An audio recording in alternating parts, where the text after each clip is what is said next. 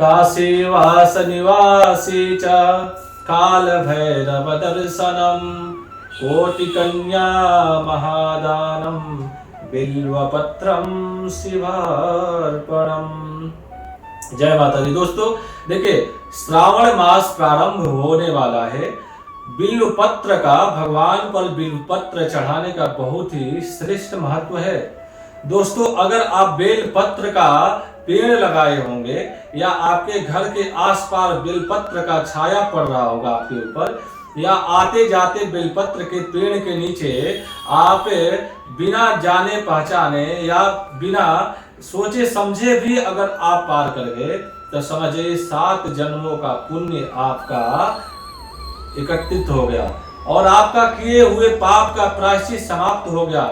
बेलपत्र में बेलपत्रों का विशेष महत्व शिव पुराण में, स्कंद पुराण में ऐसा बताया गया है कि अगर बेलपत्र का पेड़ कहीं भी होता है तो आप तो एक देखेंगे, उसके आसपास कभी भी सर्प नहीं दिखेंगे, कभी भी वहां कीड़े मकोड़े नहीं दिखेंगे। और बेलपत्र के छाया के नीचे अगर आप किसी 1 मिनट भी रुक गए तो समझ जाइए आपके किए हुए सभी पाप कर्मों का नष्ट हो जाता है। ऐसा स्कंद पुराण में माना गया है। तो देखिए, बेलपत्र भगवान शंकर का बहुत ही प्रिय चीज है। अगर बेलपत्र आप श्रावण में भगवान शंकर को अगर चढ़ाते हैं तो समझिए कि आपका कोई भी ऐसी मनोकामनाएं नहीं है जो पूर्ण नहीं होता है। काशीवास निवासी च काल भैरव दर्शनम, कहा गया है स्कंद पुराण में कि काशीवास, काशी में वास करने वाला, और काल भैरव दर्शनम, काल भैरव का दर्शन, क्योंकि काशी के कोतवाल है बाबा काल भैरव, काल भैरव का दर्शन, और कोटि कन्या महादानम। अब आप देखिए इस बिलपत्र का कितना महत्व है दोस्तों। कोटि कन्या महादानम यानी 1 करोड़ कन्यादान का एक बिलपत्र भगवान पे समर्पित करने का पुण्य आपको मिलेगा। कितना महत्व बताया गया, हम नहीं बोल रहे, शिव पुराण हमारे वेद और शास्त्र बता रहे हैं। बिल्व पत्रम शिवार्पणम, शिव भगवान शिव के ऊपर अर्पण करने से आपको करोड़ों कोटि कन्या दान का फल आपको बिलपत्र से मिलेगा।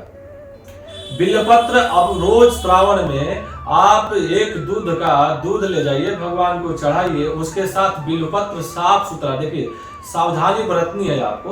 बिलपत्र कभी भी कटी फटी नहीं होना चाहिए।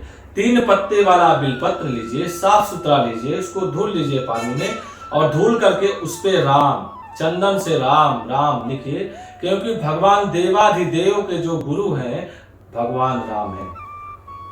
तो बिलपत्र पर राम लिख करके चंदन से और भगवान शिव को आप समर्पित कीजिए, राम राम राम बोल करके।